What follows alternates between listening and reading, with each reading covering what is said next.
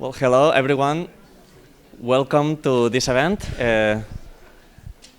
This event is hosted by the Center for Brains, Minds, and Machines and the Quest for Intelligence. I'm Antonio Torralba, the director of the Quest for Intelligence, and it's my pleasure to introduce you to the speaker today, Amnon Shashua. While most of us are struggling to have a career, he managed to have two amazing careers, both in academia and industry. So in academia, he was actually a student here at MIT. He did his PhD with Shimon Ullman, but it was mostly co-advised by Tommy Poggio. And then he stayed for a postdoc with Poggio. And then he became professor at the Hebrew University. He has done lots of contributions in computer vision, and he has a ton of awards. Like, I'm not going to say any of those because it's just way too long, the list. In industry, he has also an amazing career. He founded several companies. One of them, Mobileye, which is a great company that implemented computer vision techniques in order to solve the task of detecting pedestrians and vehicles in applications for autonomous driving. He's also the senior vice president of Intel. So as you can see, very successful careers in both domains, industry and academia.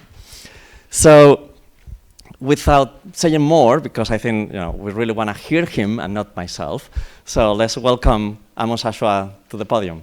Thank you.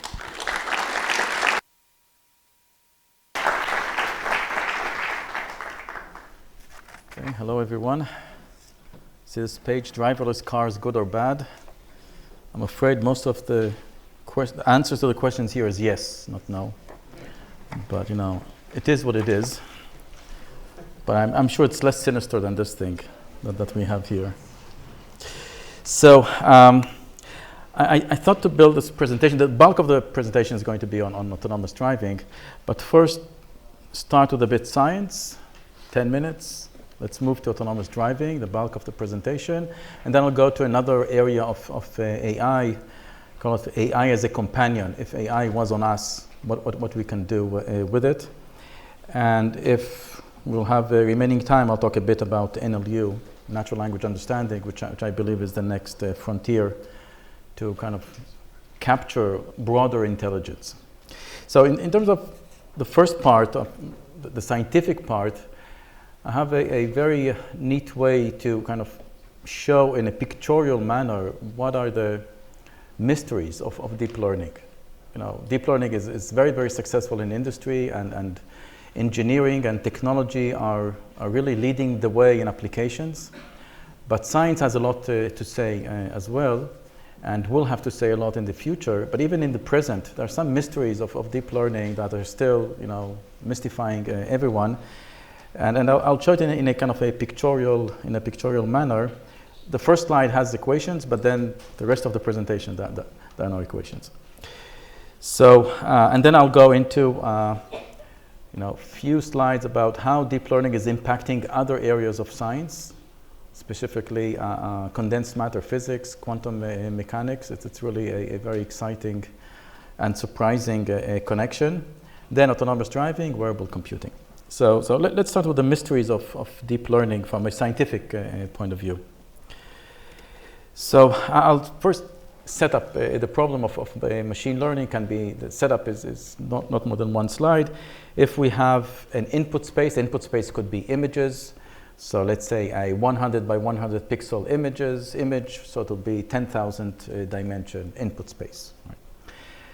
Then Y would be the output space, say labels. Labels could be whether the image contains a cat or doesn't contain a cat, so plus or minus 1. Or labels could be 1,000 different labels, what kind of category the image contains, whether it's a whale or a cat or dog, car, pedestrian, and so forth. Then there is a distribution from which the examples are coming from. The input-output examples are coming from. Normally this distribution is unknown. And then we have a loss function. So we have the true label and we have the estimated label, and there is a kind of a penalty if the true label deviates from the estimated label. And what I have here is a simple square root L2 norm. The difference of the true and estimated label, take the square of it. So what is the task? We're given a training sample of pairs of input-output, say m pairs of input-output, and they are drawn from this unknown distribution. And the learner is supposed to predict a hypothesis. It's supposed to predict a function that maps input to output. So given an image, would say whether there is a cat in the image, yes or not. Yeah. And we want to minimize the penalty. So how would we minimize the penalty? We'll take the expectation over the penalty over all the examples that we could see, drawn from this unknown distribution. So this is the task. The problem is that this distribution is unknown. So what we do, the closest thing that we can do, we can minimize the penalty over the training set. So we take the expectation or the sum over all the penalties, and we divide it by the number of examples. And this is what we want to minimize, and this is called the training loss. Right? So this is the setup of machine learning. It's quite simple setup. So we have here 4 different entities. First entity is what is the ground truth. So this is the space of all possible functions, input to output. What we normally do in machine learning, we tie our hands and look for a subspace of all possible solutions. We call this the hypothesis space. It is this one here. Okay? And then there are reasons for doing that. That's for generalization. So this is the space from which we want to find a function that will optimize the penalty. Right? So the optimal solution in this space is this point here. The difference between these is called approximation error. That means the more I tie my hands, the bigger this approximation error is going to be. Right? But since we are optimizing only on the training examples, not on the true unknown distribution, I may end up here.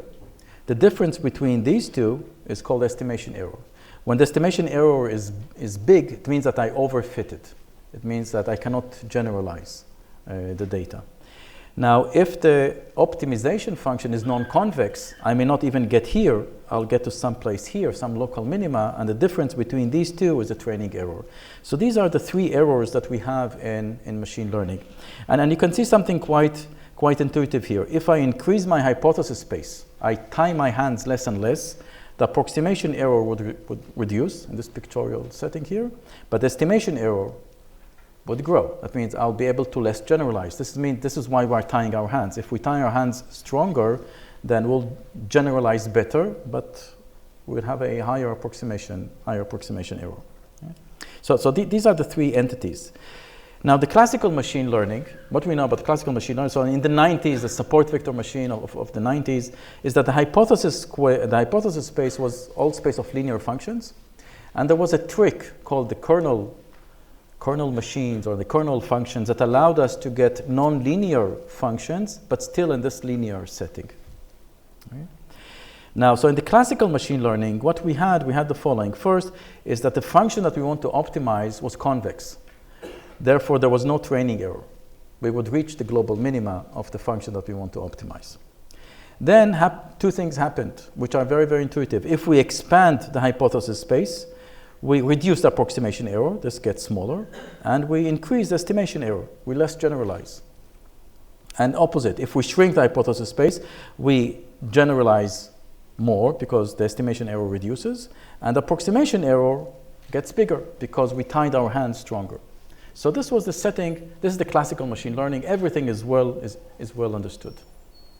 Comes now deep learning. With deep learning, you have these networks, the fully connected networks, the recurrent networks, convolutional networks, and since 2015 or so, there is a zoo of different topologies, inception networks, ResNets, and so forth, and they're all very, very successful. What happens with these networks? What happens with these networks is the following mystery, is that we use the stochastic gradient descent and not gradient descent, and even though the function is non-convex, we reach good local minima. Always we reach good local minima.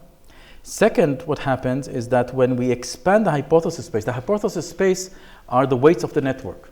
We build a topology of a network, and the parameters of this network are the possible solutions. Setting the parameters of the network, the weights of the edges of the network is our hypothesis space. So if we build bigger and bigger networks, we are extending the hypothesis space. Now, in classical machine learning, what would happen? You make the hypothesis space bigger and bigger and bigger, you overfit. You generalize less and less. So what happens, and this is still a mystery, that when we extend the hypothesis space, we reduce the approximation error, as you can see here pictorially, but we also reduce the estimation error. We don't overfit. And by and large, this is still a mystery. Okay, so even though we have this tool that works very, very well, there are fundamental mysteries that, even today I saw a poster in Tommy's lab that is dealing exactly with this problem. Okay. So, next thing is how deep learning is impacting other branches of science. 3 more slides, and we'll get to autonomous driving. So, this is work that we have done in finding a connection between deep networks and quantum physics. So in quantum physics, in machine learning pictures, you have pixels that can be correlated. So 2 neighboring pixels are usually correlated. In physics, when you have particles are correlated means that they're entangled. So physics calls correlation among particles, they call it entanglement. And there is a connection between them, which I'll say in a moment. What physicists they want to simulate systems with many, many particles, and normally the systems of interest, the natural phenomena that are interesting, they have a high entanglement. Means the particles behave together, and it's not a cascade. It really behaves together. In phase transitions, they behave together. It's called high entanglement. Many, many particles behave together, and physicists want to simulate systems with many, many particles. Why is that? Because if you take a small system, say 10 by 10 particles, the edge effects, the boundary conditions dominate all the observations. So you need to build systems. And these systems, the systems with many, many particles, the size of the dimension is exponential, and simulating it is tricky. So comes the following. If, in machine learning, we have these deep networks, and we have the RNNs. In physics, people use what they call tensor networks. It's a completely different structure. They represent this high-dimensional space and interacting particles in something which is polynomially sized, which approximates the true system through a graph, where nodes in the graph represents tensors of lower dimension. Well, what we showed here is that we have a one-to-one correspondence between these 2 structures. And the one-to-one correspondence shows that we can use tools from machine learning, from deep networks, and create systems in quantum physics that are polynomially more expressive than anything else people have been using, and it was recently published in Physical Reviews letters. And I'm saying that this is interesting because it shows this interdisciplinarity effect that is happening in modern times. I don't think that 10 years ago, computer scientists would publish a paper in one of the premier journals of physics. It's not because of us, it's because of the field. The field is becoming very, very interdisciplinary, and anyone who is studying natural sciences should study more than just one topic, because they all influence each other. That was the purpose of all of this. Okay. So let's go to autonomous driving. And the point I want to make on autonomous driving is that this is really one of the best sandboxes for AI. It really encompasses, it's a microcosmos of all the interesting problems you have in AI, problems that people deal with in other domains, and problems that people decide not to deal with at all, like ethics of AI. People talk about ethics of AI, but nobody really wants to deal with it. It's a hot potato. Nobody wants to deal with it. But in autonomous driving, you must deal with it. And then I'll show you how and why and how we deal with it. So why it's a microcosmos of artificial intelligence? First, you have perception. Perception is one of the major pillars of AI. We have our eyes and our brain. A significant chunk of our cortex is engaged with visual processing, with understanding of our visual world. And in an autonomous car, you have cameras, you have other sensors like radars, like laser scanners, they're called LiDARs. All of this raw data goes into high-performance computing with the purpose of understanding our environment, understanding all the road agents like cars and pedestrians and cyclists and motorcyclists and trucks, static data like drivable paths, traffic signs, traffic lights, where is the free space. So really understanding the surrounding in great details, and has to be very, very accurate. And the reason for accuracy I'll mention in a moment. The next thing, which is also a pillar of AI, is decision making. Right? Once the car understood its environment, it needs to make decisions. It needs to decide whether to change lane, which vehicle to give way, how to plan a trajectory that will be safe and comfort, and how to negotiate with other road users, with other drivers. And you Bostonians, here you really negotiate, right? And when you drive in congested traffic, it's a struggle. It's not something that you breeze through it, and you need a machine to do it as well. And this is part of AI. It's reinforcement learning. The machine needs to learn how to do these things. And this is where ethics would come in, right? Because we need to guarantee something, right? We cannot put a machine that can kill people without guaranteeing that it will not kill people, right? So there's ethics involved. How do you make these guarantees in a way that makes sense? So let's look at the challenges. When you talk about perception, we need to reach and very likely surpass the human level accuracy. I'm talking about not matching human level perception, that's too difficult, but matching the end result, which is the probability of making a mistake. So if you have a perceptual mistake that leads to a fatality, that leads to an accident, we will need, as technology suppliers, to prove that probability is below the probability of humans making mistakes that lead to a fatality. And why is that? Because the burden of proof must be higher than human driver. Why is that? Because society has no choice. It has to allow humans to drive. Because we need to allow people to move from place to place, and this is how the economy flourishes. Otherwise, we wouldn't have the standard of living that we have today. So human driving is given. This is why we tolerate mediocre drivers that gradually improve over time. Young kids, 16, 17, are mediocre drivers, and they'll improve over time. We tolerate that. But society does not need to tolerate machines that will drive. We can, as a society, we come and say, we don't want machines to drive autonomously. So the burden of proof must be higher. So we cannot have machines that will make perceptual mistakes that will lead to an accident at a rate higher than humans. That maybe as technologists we say it's fine, but society unlikely to accept it. The next thing is the driving policy, the decision making. Right? We can have a lapse of judgment, making a decision that will lead to an accident. This is something that simply cannot happen. So this is what should never happen, period. This has to come with a guarantee that this machine will never make a decision that will cause an accident. And this is very, very tricky, as I'll mention in a few more slides. How to frame it in a formal sense. Okay? So these are two major challenges in making a car drive autonomously. So just to remind everyone how it looks like driving, so I'm going to show you kind of a drone above my way to work, and it's very, very similar to Boston, so you'll relate to it quite easily. Moment, why it's not working? Yeah. So you'll see this car, squeezing its way. Right. The next example, this car would not succeed in changing lane. We're going to fast forward the clip and focus on this car, and the poor guy will not be able to. Nobody lets him. Right? So it's tough. Right? Right? Now the next one, it's a long truck.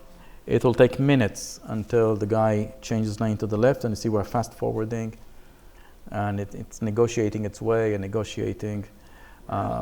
This is in Jerusalem. It's similar to Boston. Israeli driving is similar to France, Italy, Boston.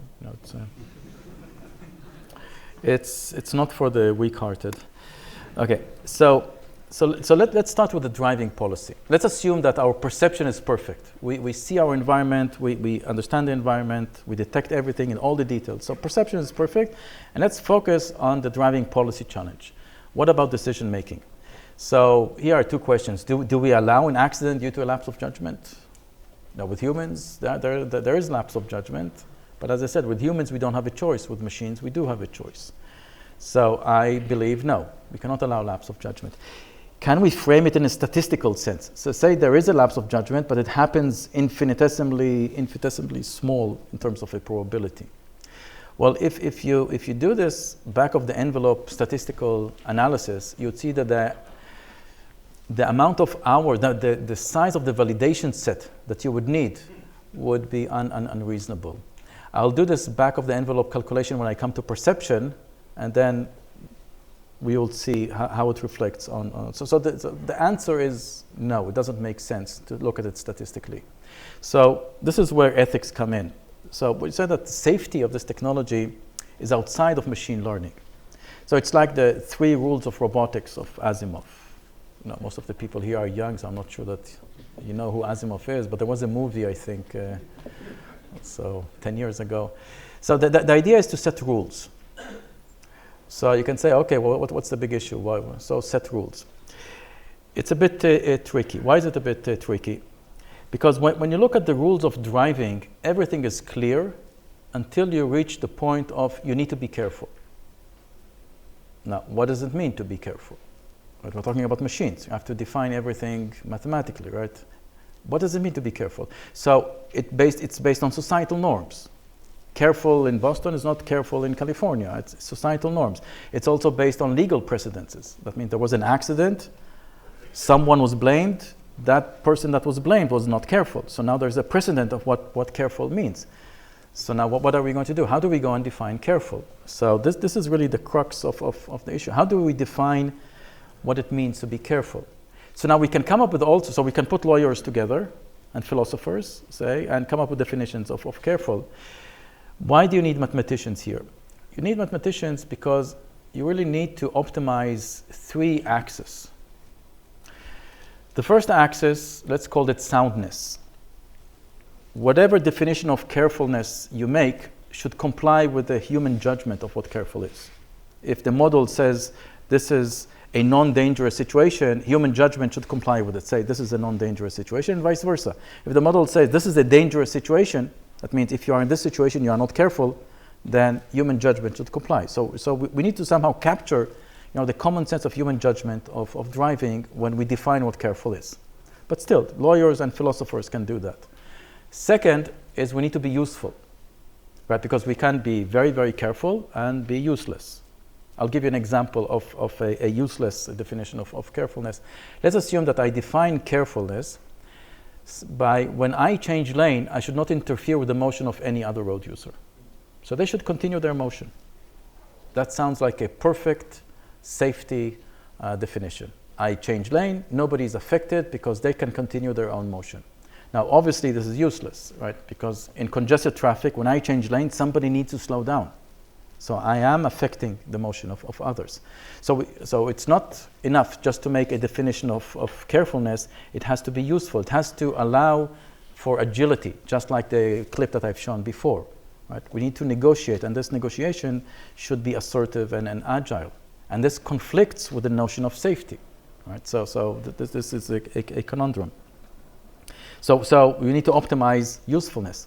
The third one, and this is where mathematics come in, when the machine decides that an action is safe, to prove that the action is safe, if you need to roll out the entire future to see action, reaction that will lead or not lead to an accident, if you need to roll out the future, this is not reasonable. It's unfeasible. So basically, you need to build a model that has the inductive principle embedded into it. That means if this step is safe, and I continue making the same type of decisions, then I'm guaranteed that I'll never make an accident. And not every model complies with inductive principle. I'll give you an example. Let's assume that I define carefulness as follows. If I'm tailgated, I need to be careful. So the definition of careful would be accelerate a bit. Increase the gap. Actually, we humans do it. If somebody tailgates me for a while, I accelerate it to kind of. Right?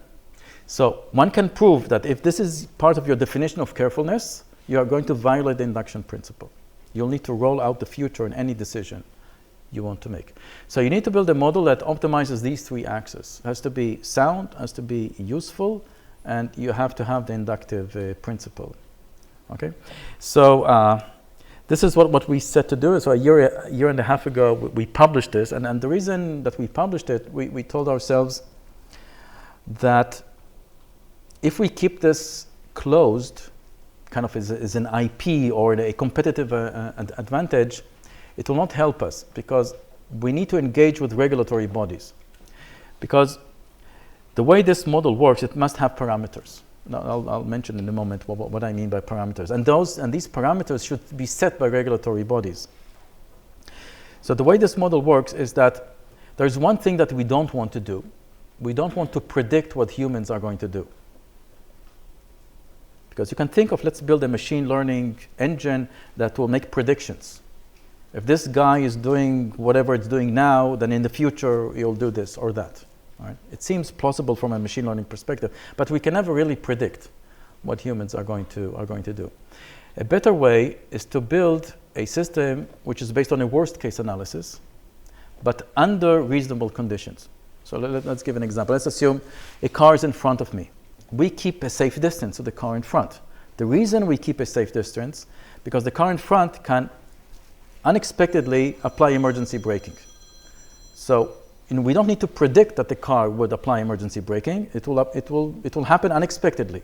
So we keep a safe distance that in case the car applies emergency braking, we will be able to apply our brakes after a response time, a certain response time, and still not hit that car. Now, what is a reasonable assumption here? Well, what is going to be the braking force of the car in front of me? Is it going to be infinite deceleration, 100G deceleration? Is it a Formula 1 car that decelerates at 5G? No, we can make a reasonable assumption that it's 1G. 1G braking is really, really tough, okay? So this is the assumption, and then on that assumption, we take the worst case that this car would brake unexpectedly. So why a regulatory agency is needed here?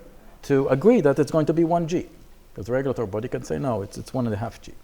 So that means that I'll need to keep a much larger, safer distance. So the idea is to build a model which takes the worst case under reasonable assumptions, where those reasonable assumptions are parameterized, and you deal with regulatory bodies in order to agree on the setting of these parameters.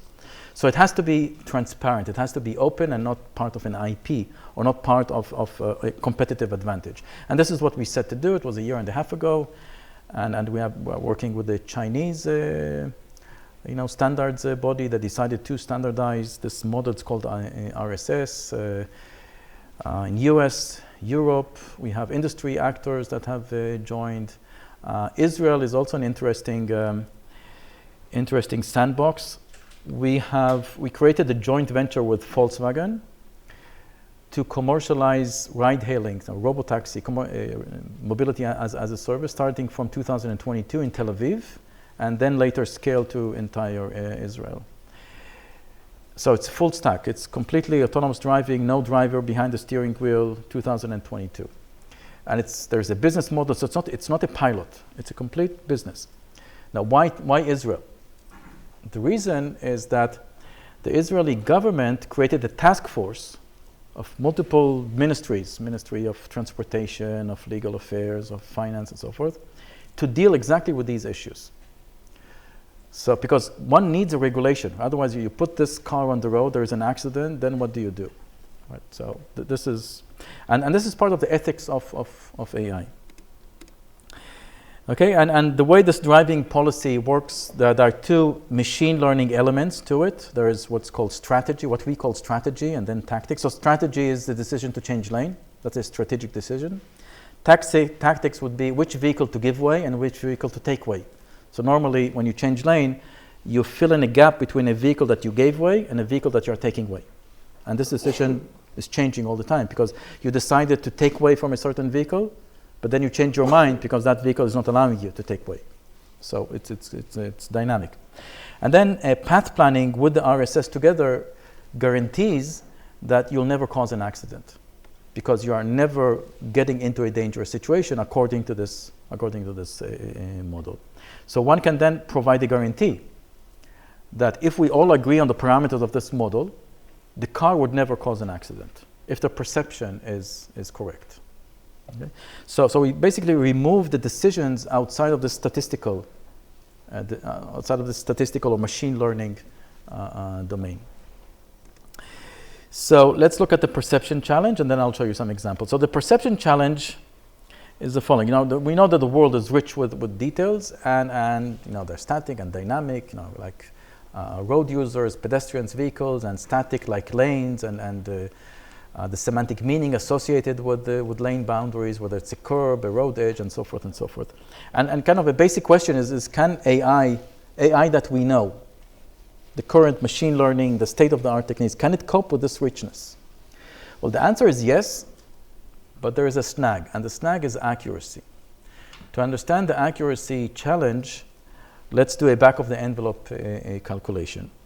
So the back-of-the-envelope calculation is that the statistics of human driving is the probability of a fatality per 1 hour of driving is 1 to a million. So now let's exclude driving under influence, because machines are not going to drive under influence. Let's exclude texting while driving, because that's machines not going to be involved in that. So I think it's safe to assume that the statistic is 10 times better. So it's 1 to 10 million. Okay? So it means that the mean time between failure that we need to show as technology providers is 10 to the power of 7, 10 million hours of driving. We need to show a failure once every 10 to the power of 7 hours of driving. Now, to understand the weight of this, let's take driving assist. Driving assist is very, very mature technology. It is the camera, and sometimes camera plus radar, which is front-facing in the car. It's detecting vehicles and pedestrians, making decisions of an imminent collision, and if there's imminent collision, the car would apply brakes and avoid the collision. And it comes almost with every new car. And this technology has the state of the art of deep learning, whatever you can imagine is there. Okay? So there we know what the statistics are. There is false negative and false positives. False positive is a braking actuation that should not have happened. I'm driving leisurely, and all of a sudden my car brakes because there was a shadow on the road and the car thought it's a shadow. Okay? So and then there's false negative. The car should have applied brakes, but it didn't. So the system is tuned to have an infinitesimal false positive.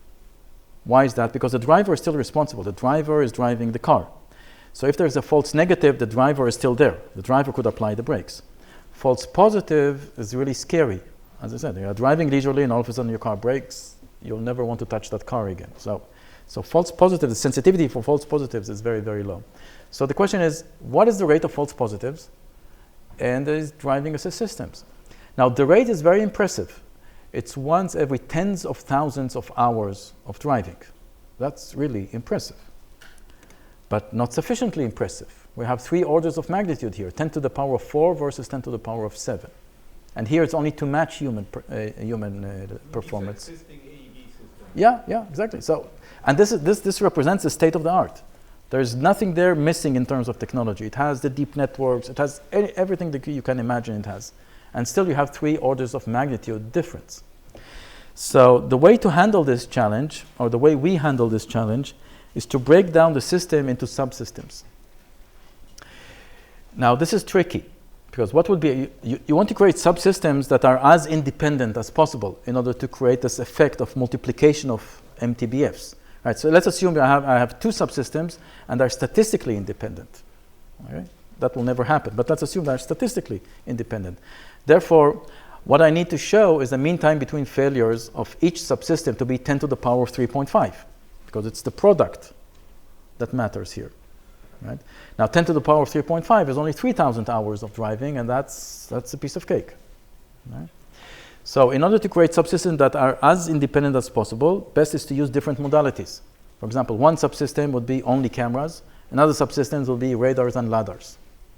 Okay? So it's not 100% independent, but it's quite close to be independent. Okay? Now, why is this tricky? Because creating a system that is powered only by cameras is really, really difficult. First, we know it's possible because we are the proof of concept. Right? We have eyes and computing device called brain, and we can do it. But now, where comes the challenge? The challenge is that cameras are two-dimensional devices. There's no direct access to depth, unlike radar and LiDARs that have, for every pixel, they have also the depth. With cameras, you have pixels, you have no depth. Right? Our depth perception, comes indirectly through perspective cues, through shading cues, motion cues. It's all indirect. There's no direct access. Even our stereopsis is only for very, very short distances, for 1.5 meter distances. Right? So being able to detect an object and put it in 3D at sufficient accuracy for safe and comfort control, that's very, very tricky. Right? This is why normally suppliers who work in this autonomous driving space don't do that. What they do, they create a fusion system at the start by basically trade off each sensor strength. So cameras, because of the high resolution and texture sensitivity, would be good for detecting an object, and then you put a LiDAR to tell you what's the range of the object, for example. So you do this low-level fusion at the beginning, but then you have a validation problem. You'll need to validate this to the 10 to the power of 7 hours of driving, which is very, very difficult and very unlikely that you'll be able to drive 10 million hours of driving without a single mistake. Right? So this is the way you approach. So those are two major challenges that you have for reaching autonomous driving. So let me show you some examples. So what you're going to see here while I'm showing this is the top view. So here are all the objects displayed top view. So this is in 3D. The car, it's going to drive, and then on the highway, there's going to be a car stopped, and the driver is coming out of the car. So then the system decides from a strategic point of view, we need to change lane. There's a blockage, we need to change lane. So when it will start to change lane, it will need to make a decision which vehicle to give way and which vehicle to take way. So it will color code the vehicle that it's taking way by green. And red, it's a vehicle that it's giving way. And notice that it's going to change its mind while it's doing so. So let's have this run. So all these are the vehicles around. This is the autonomous car, and you see here the driver is coming out. And now so it's giving way to this one. It wanted to take way. Now it's taking way, and was successfully taking way of this vehicle and moving into it. Let's see this from top view from the following here. So there's going to be a drone view, so you'll get a more sense of whether the autonomous car is human-like, is driving like a human, yes or not. So this is the autonomous car, and there is a blockage here. We didn't orchestrate it. It's a true blockage. And you see all other vehicles are kind of moving around. Now it will start negotiating its way out, and doing it in a way that it's more or less smooth with entire traffic. So you need this agility. This is from inside the car. So at some point, see the red and the green. It was green, now it is red because the car didn't allow us to take way. And here it succeeded. Another example here of blockages inside the city. You'll have a truck here that's blocking traffic. It needs to make a quick decision whether it's a traffic jam, then you need to simply stay behind, or it's a blockage and you try to overtake. So it makes decisions about what other cars are doing to make that decision. And this is from inside the car. Right, so it will color it in orange, meaning that it's a blockage. And then it will negotiate its way with other cars. How often does a human driver have to intervene? It rarely happens that we intervene, but then it means that we are in a too easy scenario. So then we need to increase the level of difficulty of the scenarios. We are now at a position in which, so we do it in two stages. We're focused now on Jerusalem and then moving to Tel Aviv. Jerusalem is more complicated than Tel Aviv. First, it's hilly like San Francisco. Second, it has Lots and lots of pedestrians, all the ultra-orthodox there, and they don't respect the road, so they'll move in and out. So moving in narrow streets. So right now we are 90% of the type of scenarios that we want to be in. We have another about 4 or 5 months to finish that. Then the car would be handling the most difficult scenarios a car could ever handle. So some of those scenarios are even scary for a human driver. If you come and rent a car and drive in those areas that we drive, at some point you'll simply stop the car and get out of the car. So it's really scary. Here's another example. This is the last example that I'll show.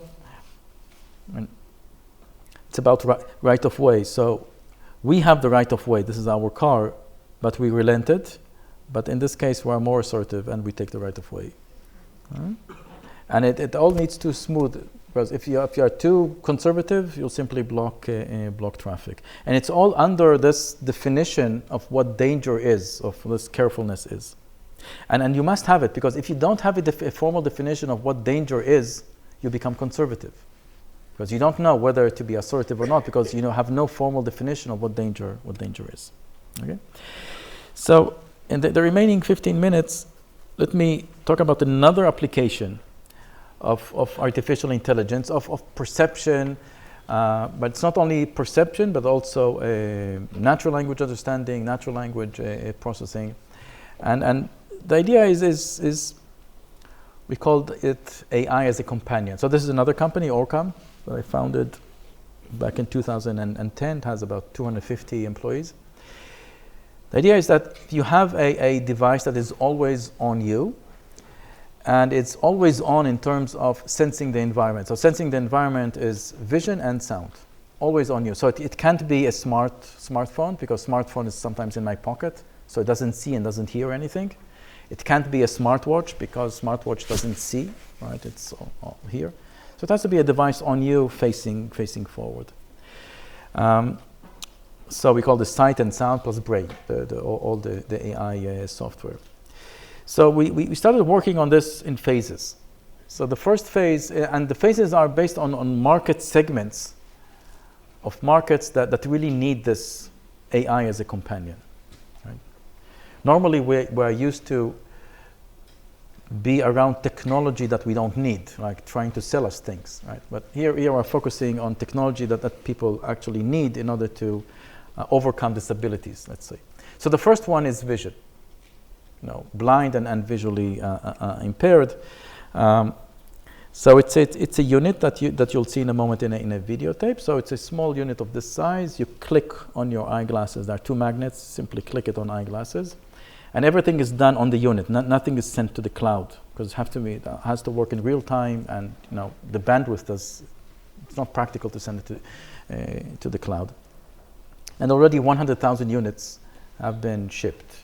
The blind and visually impaired. So what it does a lot of. So I'll first show you how it looks like, and then I'll show you under the hood, what's going on under the hood. So it will recognize faces, because if you are visually impaired, someone is standing in front of you. If this person doesn't speak, you don't know who that person is. So it will whisper to your ear what's the name of the person. It will read text, wherever that text is. It will, whether it's a newspaper, book, or a billboard, text in the wild. It will read your hand gestures to understand what you want. So if I'm pointing, it will focus on the area that I'm pointing. If I'm doing like this, it will stop. If I'm raising my hand, it will tell me what the time is. So all sorts of hand gesture recognition. And it will also listen to me and understand what I say and help me. For example, if I'm looking at a menu, right? It's no point of reading the entire menu. I want to ask a question, is there a kid's meal here, and what is there, meat or fish and so forth? Tell me what there is for dessert. So there's an interaction with the system. So let's see first some examples of this. Hey, Rotem, can you show us what the device does? Yeah, sure. That's a device, yeah. Oh, it already recognized you. Let's see who else. Hi, Gil.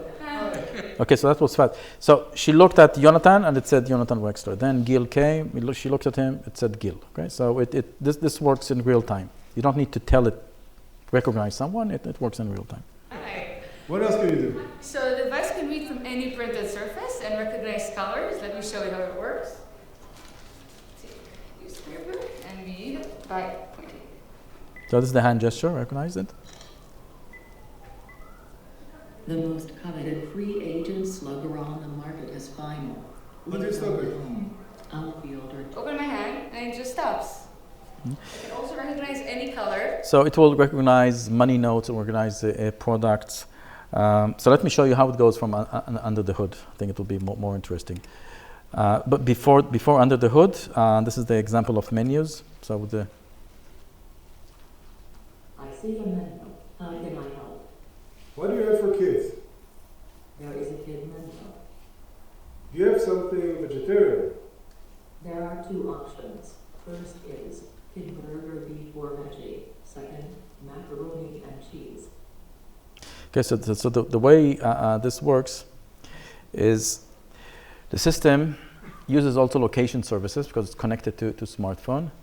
So it first downloads all the menus in your area because all the menus, restaurants, it's all online, right? It downloads all of them. Then it looks at, from location services, it says, okay, you're one of those 4 possible restaurants. So then it will match text to see which of the menus it is, and then it takes the entire menu, so it doesn't need to read anymore. It's all the menu, and then it only parses it, and then there is an NLU, natural language exchange. So how does this thing look under the hood? There's much more than that. The system needs to understand what's going on. So if we let this run, you see, like, it knows that there's a door here. Let's see what more. And this is done at about 10 frames per second.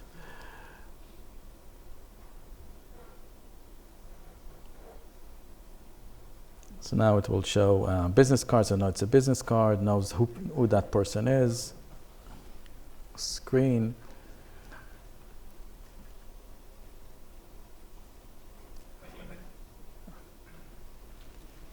Then that's the layout of the page.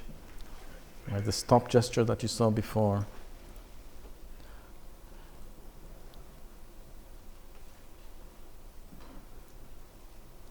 Let's give it a bit more. Now it will take some money notes, so it will recognize what that money note is. It has a vocabulary of about 500 different money notes. It also recognizes barcodes. It has a database of millions, size of I think 10 million different products just based on the barcode and so forth. So it's kind of lots and lots of visual understanding in order to help the visually impaired. Okay, it also recognizes logos. The reason for recognizing logos, this is a very, it will not be obvious for someone who is not blind. Say you are blind, and if you are a blind person, you go to places that you are familiar with, and let's assume that you go to your favorite mall. Now you know that if McDonald's is here and Starbucks is there, you know where you are, right? So let's assume that you are disoriented, right? Now if I tell you this is McDonald's and this is Starbucks, you're back to your orientation, and then you can start moving. So being able to recognize logos around you is important for orienting yourself as a blind person. Okay. Okay, let's phase number 2. So this was phase number 1. Phase number 2, let's see what we can do with sound. So if we can combine sound with vision together, what can we do? So this is something that there is academic research on it. We can solve this problem called source separation, or the cocktail party problem. I'll show you in a moment an example, and this is something quite cute. Now, if you have hearing aids, and you are in a situation in which many people are talking at the same time, your hearing aid amplifies all the voices because it doesn't know which voice is relevant. Right? As people with normal hearing, we're very good at this source separation. I'm looking at someone, I can focus only on the voice coming from this person.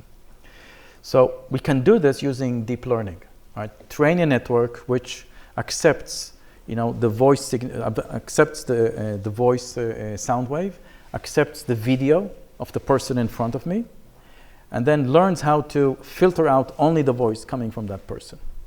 So let me show you how this looks. So it's me now talking.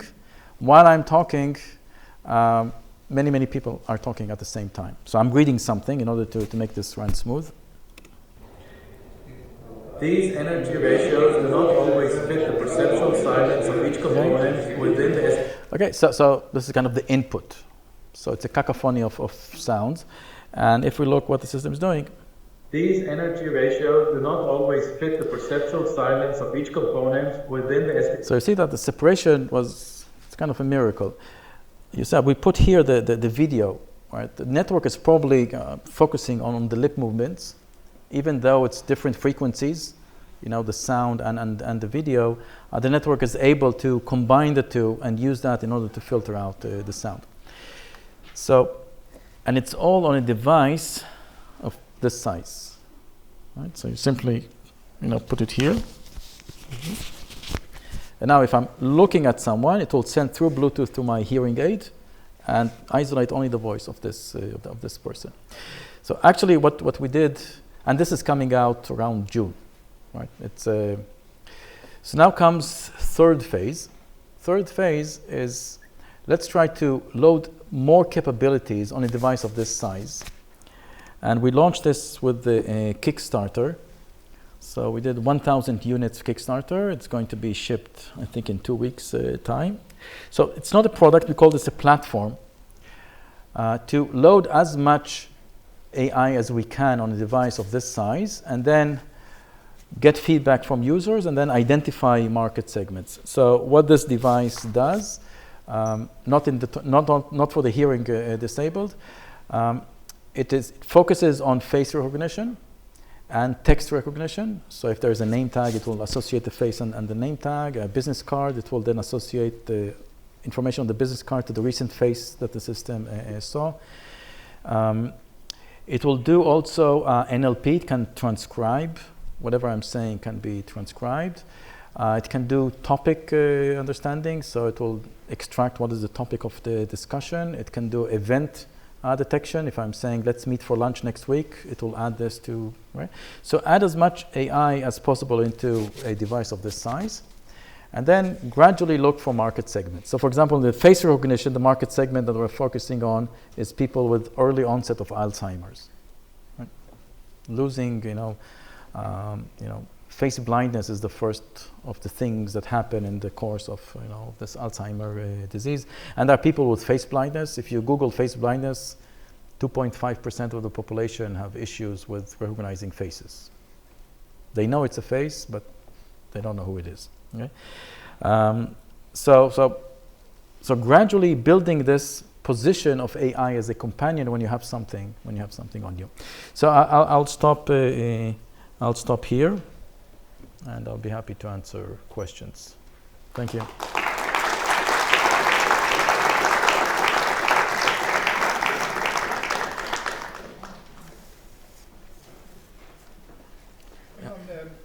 As you well know, Google ran into problems of social acceptance with Google Glass, right? It's a great question. So privacy issues.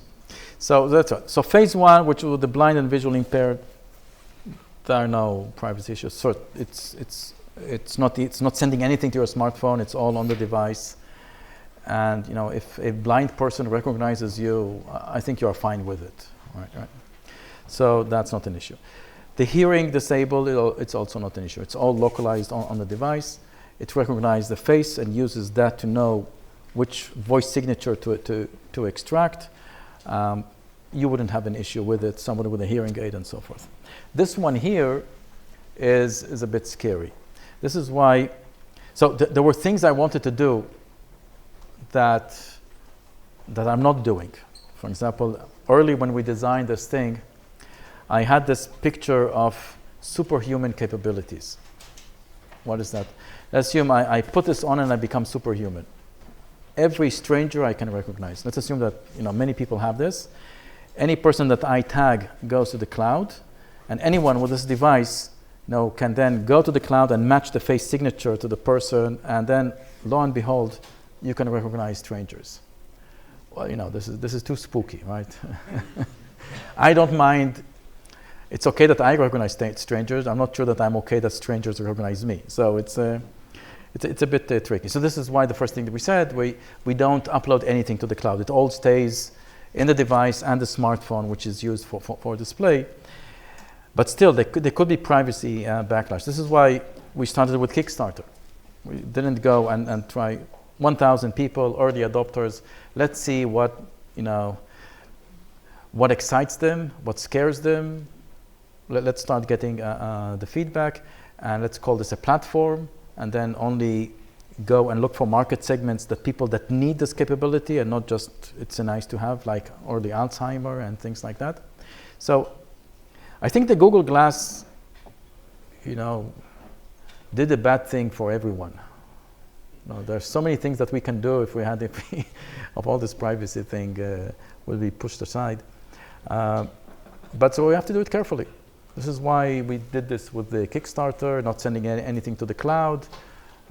Because I believe that technology eventually cannot be stopped. Just a matter of finding the right recipe of making this work in a way that people feel comfortable with. So it will take time. Yeah. You talked earlier about the MBTF between mean time between values. Various systems.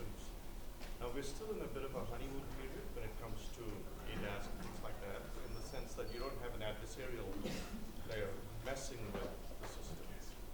So Cybersecurity kind of things? With cybersecurity, just for example, a scenery attack. So for example, you don't have someone just creating something that looks like a stop sign, messing with the car yet, right? And if you start doing things like that, it's not even cybersecurity, I'm not hacking into it. Yeah. I'm just messing with signs. You could change the numbers quite quickly, right? So I just want to get your view. Well, it's a very important question. The way the commercial deployment of a generation 1 robotaxi is going to look like, first it's going to be level 4 and not level 5. So level 4 means that there is an operational envelope, and within that operational envelope you drive without a driver. For example, the operational envelope could be you don't drive when it's snowing. Operational envelope can be that you don't take unprotected left turns. I don't know if you know that, but for example, FedEx, all FedEx drivers by law, by FedEx law, are not allowed to take unprotected left turns. Okay, so you can get to point A to point B without taking left turns. So that could be part of this level 4. Level 4 can include also, in case you see someone like a policeman waving a traffic sign or something like that, you stop, and then a teleoperator makes a decision. So we are building teleoperations where you have one teleoperator per 10 vehicles, because the teleoperator is not supposed to drive the vehicle or avoid the accident. Teleoperator, when the car stops, asking for guidance, then the teleoperator gets into action. So one of those situations with the car stop would be if somebody is waving a traffic sign. So somebody waving a traffic sign, it could be a policeman, or it could be someone disguising himself as a policeman. So let's stop and have the human take that decision. So in a level 4, you have this flexibility to handle these edge cases through a teleoperation.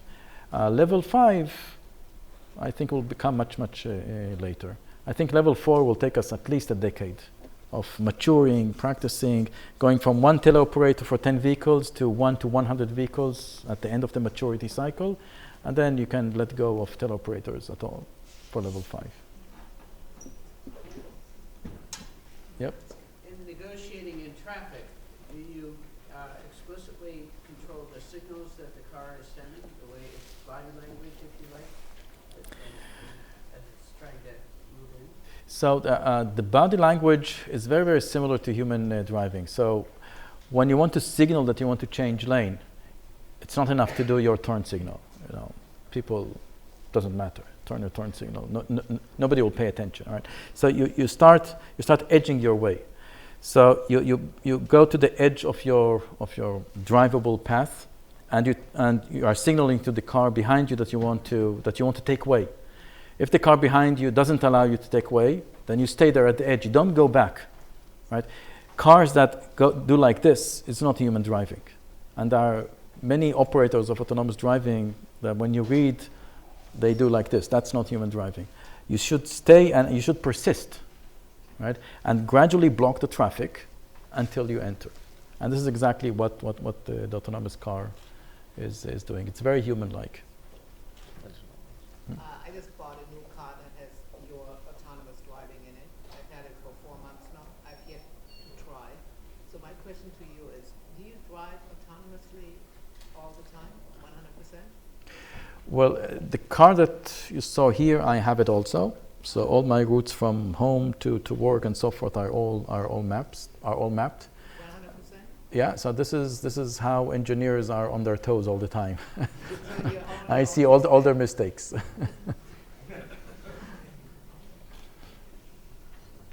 Yeah. It's interesting, as you're well aware, Boeing 737 MAX, right? Mm-hmm. There's this issue well, there seems to be an issue, maybe it's type 4 autonomy, where if pilots don't have to intervene for a long time, then they appear to lack certain skills. Yeah.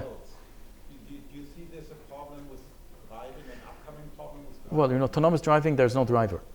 So we're not talking about a system in which the driver is behind the steering wheel and is asked to take control. So let's put things in order. There's level 2 to level 5. I explained level 4, level 5. So level 4, level 5, there's no driver behind the steering wheel. And level 4, there's a certain envelope of operation. Within that envelope, there's no driver behind the steering wheel. Level 5 is all conditions. What is level 2, level 3? Level 2 is the driving assist systems that you have today. They will keep distance, it's called ACC. Of course, they'll do emergency braking before a collision. They'll do lane keeping. They'll center in the lane. There's a kind of forced feedback. So, and sometimes, like autopilot of Tesla, you can take your hands off the steering wheel for limited periods of time. Or with the GM Super Cruise, they have a camera watching you. So as long as you're gazing forward, the system will allow you to have your hands off the steering wheel and on mapped roads, so only on roads that are mapped. In all that situations, the driver is in control, supposed to be in control. And here is the danger: if you allow too much time to be out of control, the driver could get bored and then will not take control back when needed instantaneously. This is why there is a camera watching the driver. Your gaze must be fully forward, or simply state that it's 30 seconds at a time. After 30 seconds, the car beeps that you need to take control. So that's level 2. Let's call that semi-autonomy. Then there is level 3, which I believe will not happen. Level 3 is the system has enough redundancies to allow you to have your minds off driving. You're still behind the steering wheel. Have your minds off driving. So you can do something else. You can text or do something else. You don't need to be gazed. Your gaze doesn't have to be forward. And when the system will need you to take over, it will give you a grace period. So it's not instantaneous. Grace period means, say, 10 seconds. So you have time to stop doing whatever you are doing and take control. Sounds reasonable. The problem is that from a cost perspective, the kinds of redundancies you need, it's not only sensor redundancy, computing redundancy, it's also steering redundancy, because your steering, power steering it happens rarely, but it can go off. Braking redundancy. The cost, so you need all the redundancy as an autonomous car, almost, right? And from a value proposition to the driver, the difference between this level 2 plus, in which for 30 seconds you can be hands off, or on certain roads while you are gazing forward, your hands are off, to this level 3 in which you can do something, the value proposition doesn't justify the huge difference of cost. So I believe that level 3 would not happen. What will happen is level 2 increasing in capability, also being able to do hands-free in urban settings, with this system that either gives you only 30 seconds at a time to do hands-free, or watches you as long as you're facing forward, will allow you to continue. And then the jump is going to be to level 4 or 5. And level 4 or 5 is going to start purely robotaxi, not passenger cars, because of cost. With robotaxis, you can build a business model of ride-hailing, and we did all the math, all the business calculations, because we are going to do this in Tel Aviv as a commercial business. You can have a system that costs tens of thousands of dollars on top of the cost of the car, and still make a very profitable business of ride hailing because there's no driver in the loop. With passenger cars, you cannot put a system of tens of thousands of dollars. You can put a system of thousands of dollars.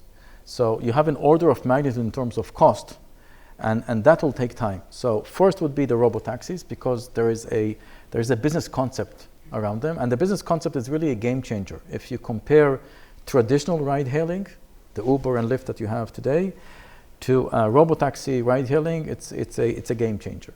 Will they have a steering wheel? You don't need to. Again, it's level 4 within the envelope. You don't need a steering wheel.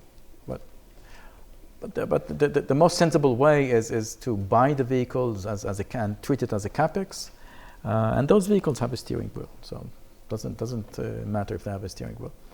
And then after maturity and cost reduction, sensors that would be new generation sensors that would be much lower cost, computing, next level of computing and so forth, you can bring the cost of the system to a few thousands of dollars, and then you can start seeing them in premium cars.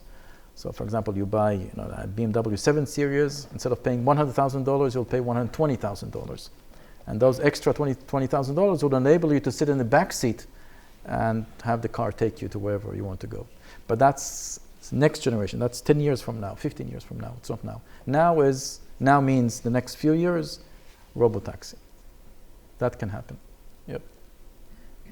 Yes. So for your level 4, where you're assuming some variety of teleoperator to step in if there's a problem, what kind of reaction time are you assuming? So what I mentioned, the purpose of the teleoperator is not to avoid accidents. The car should be able to, with all the stuff that I talked about in terms of validating the perception, validating the driving policy, the autonomous car should never cause an accident. The teleoperator gets engaged when the car stops and is confused of what to do. There are multiple choices, and the human operator tells the car what choice to take, or tell the car stay there and I'll send some help to take you off the road. Not while you're driving, after you stopped. The car stopped and now it's confused. So it reaches a situation in which it doesn't know what to do, it stops safely, and then the human operator needs to select a choice for it. So maybe what's the definition of stop safely? I pull off to the side of the road? No, it stops. It happens also with human drivers. Your engine breaks down and you stop. In the middle of the highway. Sometimes. First of all, robotaxi is not highway. Robotaxi is urban.